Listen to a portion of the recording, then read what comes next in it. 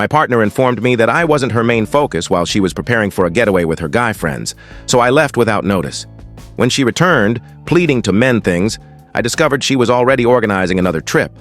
This happened 3 weeks ago, and I'm still receiving texts from her and her friends, urging me to discuss things and resolve the issue. Honestly, I believe I managed this situation perfectly, and I don't understand why everyone's painting me as the villain. My girlfriend, Lisa, and I had been together for 2 years and 3 months. We're both 26, and until this incident, I thought our relationship was strong.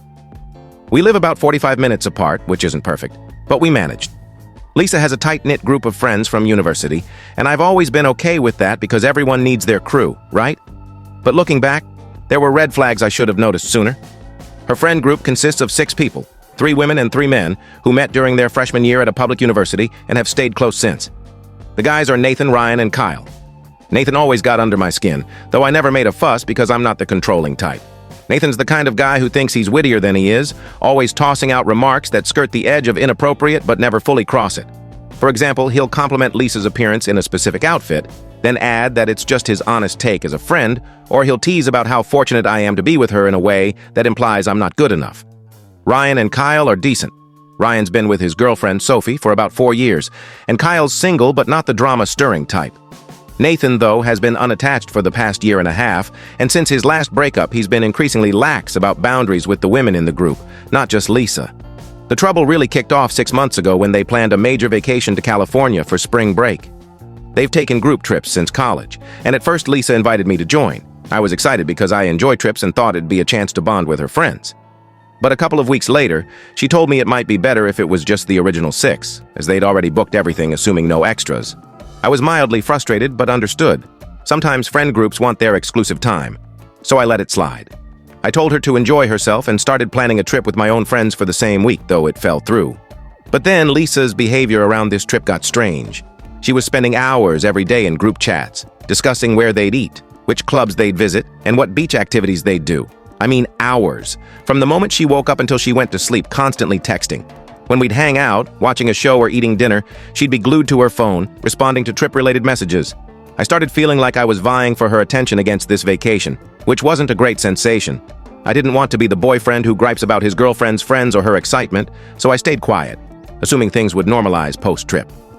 Then, a month before the trip, Lisa mentioned that Nathan suggested they all get matching hoodies made. Not just any hoodies, but custom ones with an old college inside joke printed on them and their names listed on the back, like a team roster. She showed me the design, and it was kind of tacky, but I didn't care much. Then she said Nathan also proposed they get temporary tattoos of the same design for trip photos. I thought it was odd for 26-year-olds, but I bit my tongue to avoid seeming like the fun killer. The week before the trip, Lisa practically lived at my place, saying it was easier to pack there since I have more room. But she wasn't really packing. She was on her phone nonstop with the group chat.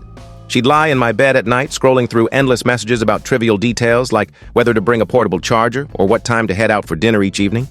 I felt like a stranger in my own home. And that's when it dawned on me that this wasn't just excitement for a trip. Lisa was valuing everything and everyone tied to this vacation over our relationship. Still, I held back, thinking things would settle once the trip was done. The night before they left, Lisa was rushing around my apartment packing last-minute items with her speaker on so I could hear the group chat. They were discussing outfits for the first night's dinner, and Nathan kept saying how he couldn't wait to see the girls dressed to impress and how they'd turn heads. Then he specifically told Lisa to bring her navy skirt, saying, "Knew the one," and Lisa laughed and said it was already packed. I was sitting there wondering why Nathan was commenting on my girlfriend's wardrobe and why she was giggling like they shared some private joke. The next morning, things fell apart. Lisa woke up at 5:30 a.m., though they weren't leaving until 9, to perfect her look for the trip. She spent 2 hours in my bathroom on hair and makeup. 2 hours, no exaggeration, as I lay in bed checking the time. She had her phone propped up, video chatting with the girls about their outfits and looks. I overheard their excitement about the best trip ever and their months of planning. Then Nathan joined the call, complimenting the women and saying he couldn't wait to see their travel fits. Lisa laughed and told him to hush, but in a playful, flirty way. I was getting annoyed, but tried to stay calm. I got up, made coffee and breakfast for us, hoping we could share a nice morning before her trip. I called out that breakfast was ready, and she shouted she'd be out soon. 20 minutes later, she was still in the bathroom, now discussing a club they'd hit the first night. Nathan said he'd be Lisa's wingman if guys approached her, and Lisa replied she could handle herself, but appreciated the backup, laughing. That's when I'd had enough. I knocked on the bathroom door, said her breakfast was cold, and asked if she could finish up so we could spend some time together. She cracked the door, looking at me like I was being unreasonable, and said she was almost done but needed to coordinate outfits for photos. I told her I'd made her favorite meal and wanted to connect before she left. And she sighed and said, "Babe, I'm getting ready. Can we talk when I'm back?" I went to the kitchen, staring at the now cold breakfast, realizing we hadn't had a real conversation in weeks because of her trip obsession. Listening to her chat with Nathan and the others, I felt like an outsider in my own relationship. I decided we needed to talk, not argue, about priorities and communication. I wanted to express feeling disconnected and suggest we recommit to our relationship. When she finally emerged, looking stunning, I complimented her and asked if we could eat and talk. She glanced at her phone, saying the group was about to leave and she needed to finish packing. I said I understood her excitement but felt we hadn't connected lately and wanted to discuss it. She was darting around, stuffing things into her bag, and said we'd been together every day, so what was the issue? I explained that while we were physically together, her focus was on the group chat, making me feel like the trip trumped our relationship. I wasn't trying to guilt her, just ensure we were still a priority.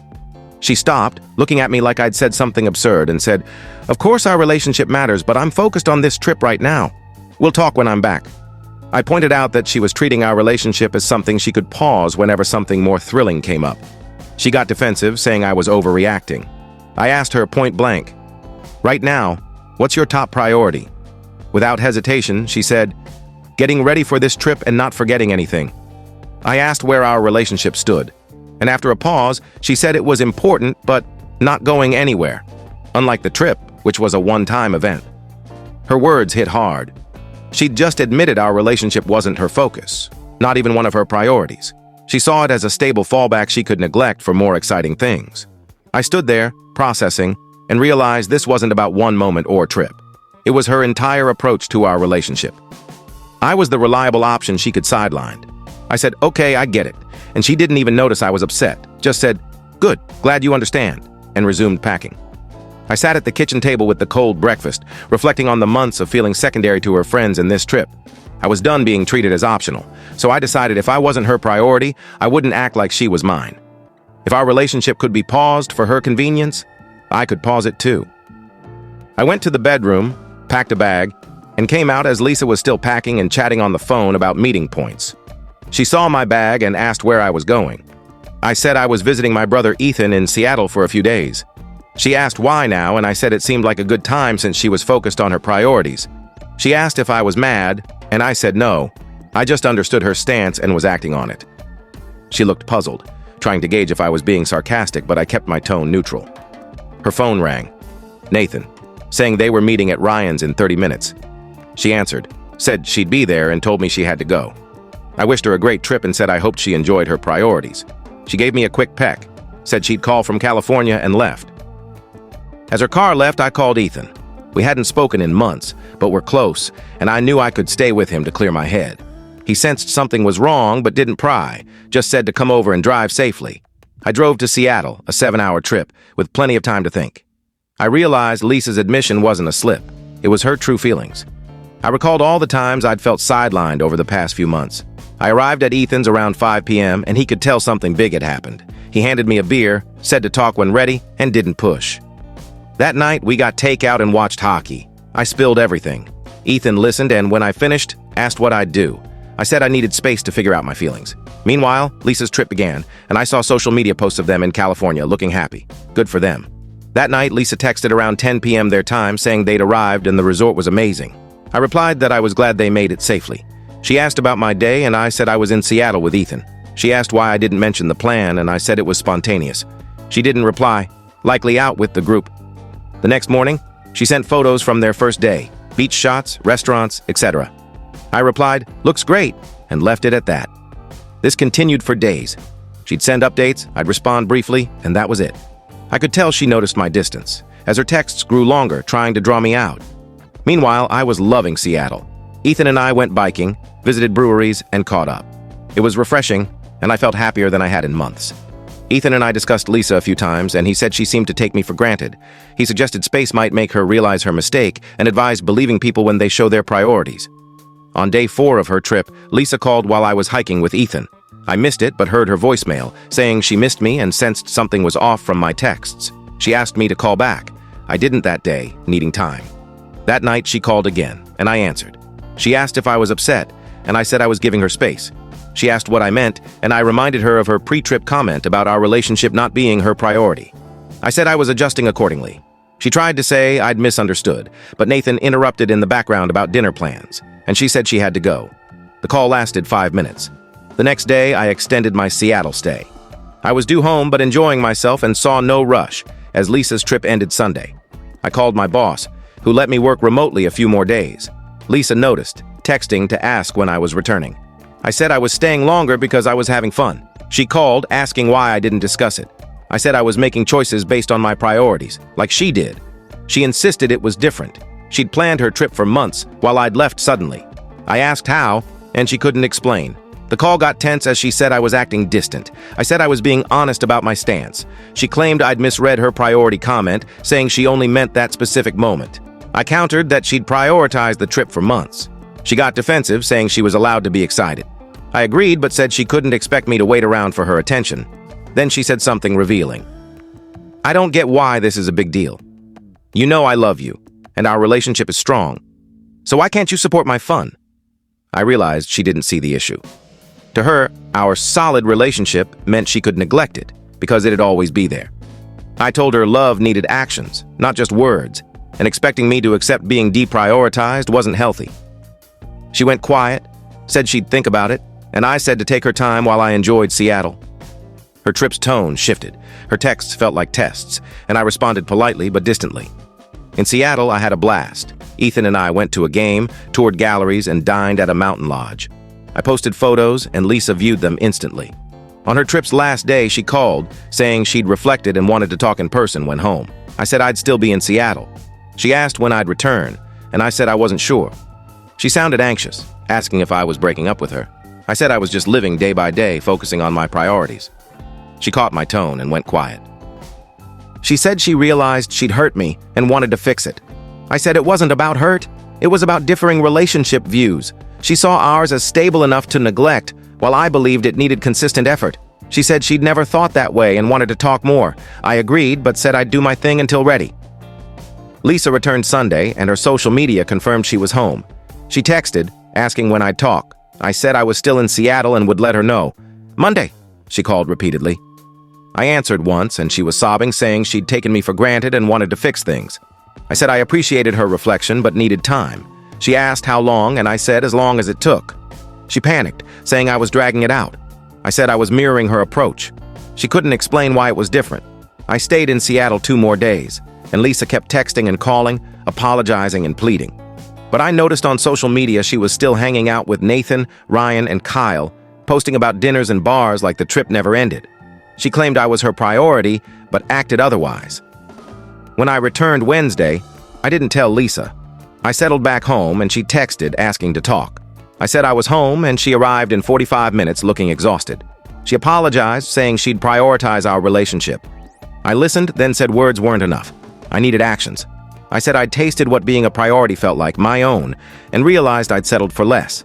I explained how Ethan had been fully present, unlike her. She said she wanted to be that for me. I said I hoped so, but needed consistency, not fear-driven effort. 3 weeks later, little's changed. Lisa's trying, spending time with me, being attentive, but it feels performative, like she's scared I'll leave, not that she's changed. She's still tight with Nathan, Ryan, and Kyle. Last week, they went to a festival and Lisa was glued to their group chat all day, planning outfits and meetups just like before. I pointed it out and she said it was just one event. But her obsessive planning energy was back, so I suggested a break. Not a breakup, but a pause to stop pretending things were fine.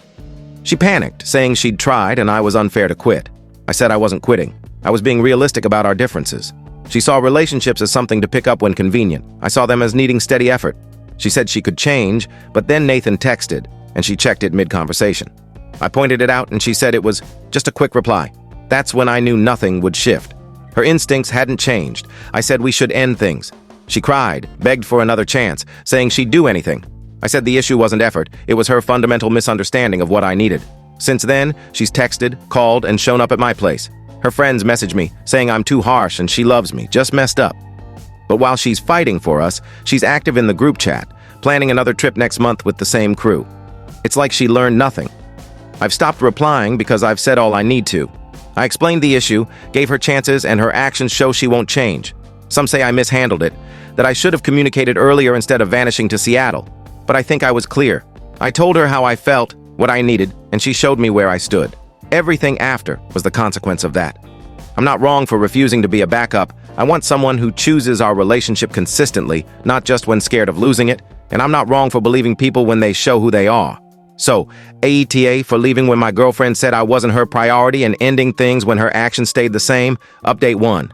Lisa found out about this post, likely through a friend who recognized the story. She called yesterday, livid, demanding why I'd shared our private issues online, saying I was making her look bad. I said I used fake names and just wanted perspectives.